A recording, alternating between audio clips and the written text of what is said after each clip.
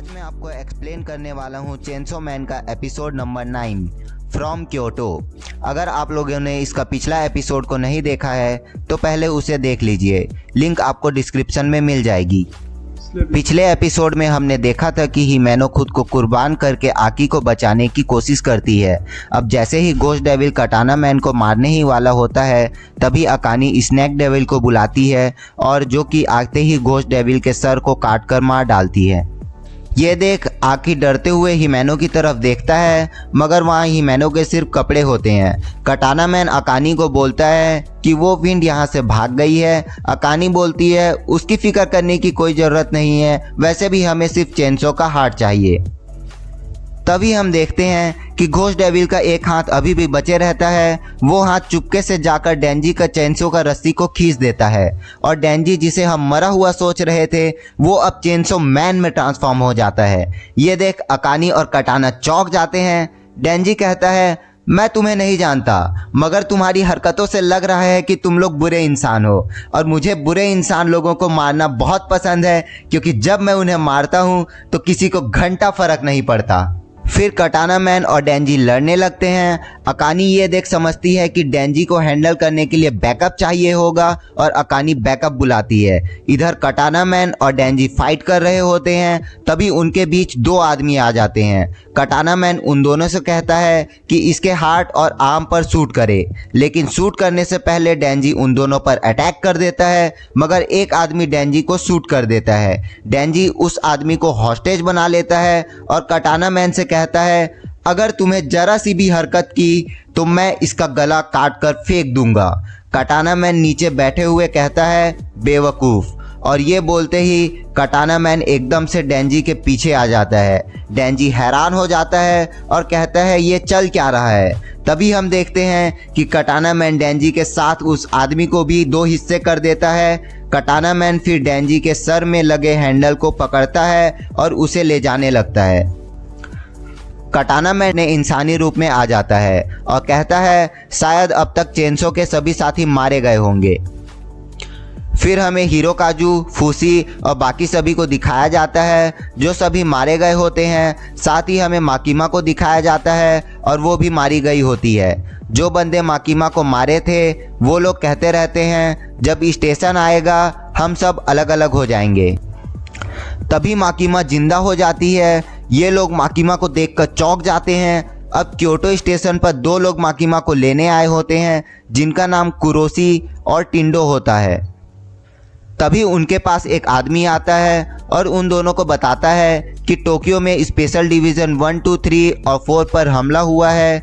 फिर कुरोसी और टिंडो कहते हैं क्या तो मिस माकिमा मर चुकी है।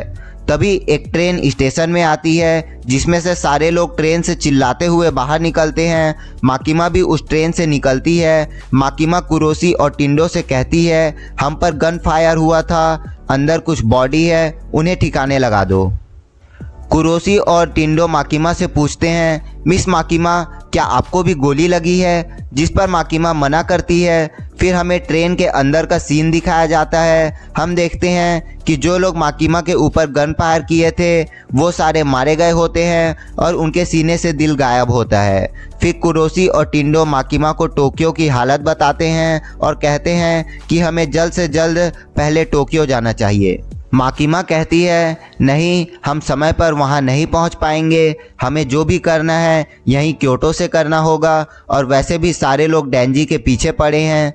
फिर माकिमा कुरोसी से कहती है कि तुम 30 ऐसे क्रिमिनल को इकट्ठा करो जिन्हें उम्र कैद या फिर उससे भी बदतर सज़ा मिली हो, और टेंडो से कहती है कि तुम एक साइन को बुक करो जो कि काफ़ी हाइट पर हो। अगर आप लोगों को साइन के बारे में नहीं पता तो ये एक होली प्लेस है, जैसे हमारे यहाँ मंदिर होती है। लेकिन सबसे पहले तो मुझे अच्छे कपड़े ला कर दो। फिर हम देखते हैं कि कई सारे क्रिमिनल को कहीं ले जाया जा रहा होता है। वो क्रिमिनल पूछने की भी कोशिश करते हैं मगर उन्हें चुप करा दिया जाता है। फिर हम माकिमा को देखते हैं जो कि अपने कपड़े चेंज कर रही होती है।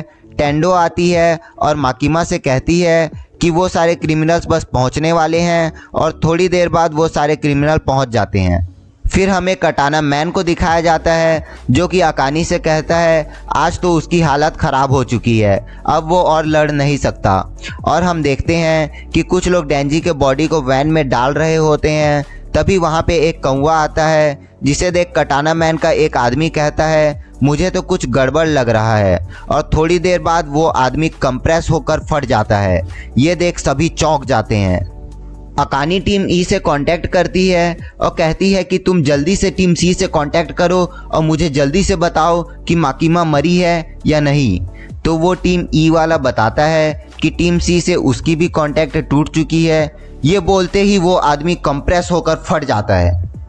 अब हम माकिमा को देखते हैं जो कि साइन में होती है और वहाँ पे सारे कैदी भी होते हैं। टेंडो और कुरोसी के साथ साथ उन सारे क्रिमिनल के आंखों पर भी पट्टी बंधी होती है। कुरोसी पूछता है कि हमारी आंखों पर पट्टी क्यों बंधी हुई है, तो टेंडो बताती है कि माकिमा सिर्फ चीफ कैबिनेट सेक्रेटरी को सीधा रिपोर्ट करती है, इसलिए हमारे जैसे रैंक वाले डेविल हंटर को इजाज़त नहीं कि उनको पता चले कि माकिमा किन किन डेविल से कांटेक्ट की है। माकिमा फिर एक क्रिमिनल के पास आकर बैठती है और उसे सुजो मिशिमा बोलने को बोलती है। जैसे ही वो क्रिमिनल सुजो मिशिमा बोलता है, माकिमा अपने हाथों से रब करने लगती है, मानो कि माकिमा अपने हाथों को रब करते हुए मसल रही हो। अब हमें देखते हैं कि कटाना मैन मिशिमा को जल्दी से डेंजी को वैन में डालने के लिए बोलता है। तभी माकिमा के हाथों को रब करने की वजह से मिशिमा भी फट जाता है। साथ ही वो क्रिमिनल जिसने उसका नाम लिया था वो भी मारा जाता है। फिर माकिमा दूसरे क्रिमिनल के पास जाती है और उसे टकाशी इनोवे बोलने के लिए बोलती है। वो क्रिमिनल जैसे ही वो नाम बोलता है, कटाना मैन का दूसरा आदमी मर जाता है। ये देख कटाना मैन के सभी आदमी भागने लगते हैं, लेकिन माकिमा उन सबको एक एक करके मार देती है। अब सिर्फ कटाना मैन और अकानी बचते हैं। अब माकिमा कुरोसी और टेंडो से पट्टी हटाने को बोलती है। जब वो लोग अपनी आंखों से पट्टी निकालते हैं तो वो देखते हैं कि सारे क्रिमिनल मारे गए होते हैं। माकिमा कहती है हम यहाँ से जो कर सकते थे वो हमने किया, अब टोक्यो चलते हैं।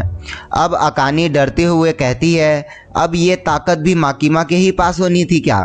फिर कटाना मैन और अकानी इधर उधर देखने लगते हैं तो उन्हें एक लड़की दिखती है जिसके हाथ में एक चाकू होता है, जो कोई और नहीं बल्कि कोबिनी थी। फिर हमें फ्लैशबैक दिखाई जाती है जब एक बुढ़ी औरत हिरोकाजू को शूट करके कोबिनी को शूट करने वाली होती है, तभी उसके सामने हिरोकाजू आ जाता है और कोबिनी को बचा लेता है। अब हम प्रेजेंट में आते हैं। कोबिनी कहती है शायद तुम ही लोगों ने हम पे हमला करवाया था। यहाँ पे अकानी अपने एक और नाखून को सेक्रीफाइस करते हुए स्नेक डेविल के पूंछ को बुलाती है। कोबिनी उससे आसानी से बचते हुए उनके तरफ बढ़ने लगती है। फिर कटाना मैन बंदूक निकालकर कोबिनी के ऊपर फायर करने लगता है, लेकिन कोबिनी को एक भी गोली नहीं लगती। फिर दौड़ते हुए आकर कोबिनी कटाना मैन के हाथ को ही काट देती है और गन लेकर कटाना मैन को पीछे से शूट कर देती है। इधर अकानी भी एक गन उठा लेती है और कोबिनी पर फायर करने लगती है, लेकिन कोबिनी बहुत फास्ट थी। वो सारे गोलियों से बचते हुए डेंजी को उठाकर उसे शील्ड की तरह यूज़ करने लगती है। ये देख कि फट जाती है और वो कटाना मैन को वैन में डालते हुए कहती है तुम अंदर जाकर मरो, और खुद भी उस वैन में बैठ जाती है। और कोबिनी शूट करने की कोशिश करती है मगर उसका निशाना नहीं लगता और वो लोग यहाँ से निकल जाते हैं। अब कोबिनी डेंजी को पकड़ी हुई होती है और रोते हुए कहती है कि उसे माफ़ कर दे क्योंकि उसने डेंजी को पिछले बार मारने की कोशिश की थी। साथ ही कहती है कि उसकी वजह से हिरोकाजू भी मारा गया। फिर कोबिनी याद करती है कि कैसे उसने दौड़ते हुए जाकर उस बुढ़ी औरत को मार दिया था। कोबिनी कहती है इस डेविल हंट जॉब को करके वो और परेशान हो गई है। अब वो जब हिमेनो से मिलेगी तो उसे बता देगी कि वो अब डेविल हंटिंग का काम छोड़ना चाहती है, लेकिन कोबिनी को नहीं पता था कि हिमेनो अब नहीं है। अब हम माकिमा, टेंडो और कुरोसी को देखते हैं जो कि टोक्यो आ गए होते हैं। माकिमा देखती है मडॉक वहाँ खड़ा हुआ होता है। माकिमा कहती है मुझे खुशी हुई कि तुम जिंदा हो मडॉक। साथ ही पूछती है और कितने लोग बचे हैं। मडॉक कहता है डिवीज़न 1, 2, 3 और 4 चारों पर अटैक हुआ था और ज़्यादातर सारे डिवीज़न के इंसान मारे जा चुके हैं।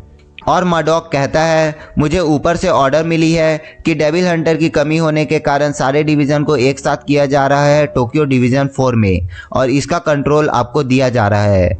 फिर मर्डॉक अपना रेजिग्नेशन लेटर देते हुए कहता है, लगता है स्पेशल डिवीज़न वालों की जान खतरे में है, इसलिए अब हमारे पास 2 ही ऑप्शन बचते हैं, या तो हम मर जाएं या फिर जॉब छोड़ दें। फिर माकिमा मर्डॉक की लेटर लेकर जाने लगती है। तभी मर्डॉक माकिमा से कहता है, जाने से पहले मैं आपसे एक सवाल पूछना चाहता हूँ कि आप ऐसे समय के लिए तैयार थी? जिस पर माकिमा कहती है, मैं पब्लिक सेफ्टी की इंटरनल मैटर्स पब्लिक सेफ्टी के लिए आम आदमी को नहीं बताती। क्या डेंजी जिंदा बचा होगा? अगर बचा होगा तो क्या वो अपने आप को हील कर पाएगा? ये जानने के लिए नेक्स्ट एपिसोड का वेट कीजिए और चैनल को सब्सक्राइब करके बेल आइकन को प्रेस कीजिए ताकि हम जब भी इसका नेक्स्ट एपिसोड अपलोड करें आपको नोटिफिकेशन आ जाए। और अगर वीडियो पसंद आई हो तो इसे लाइक कीजिए। बस आज के लिए इतना ही, मिलते हैं आपसे अगले एपिसोड में।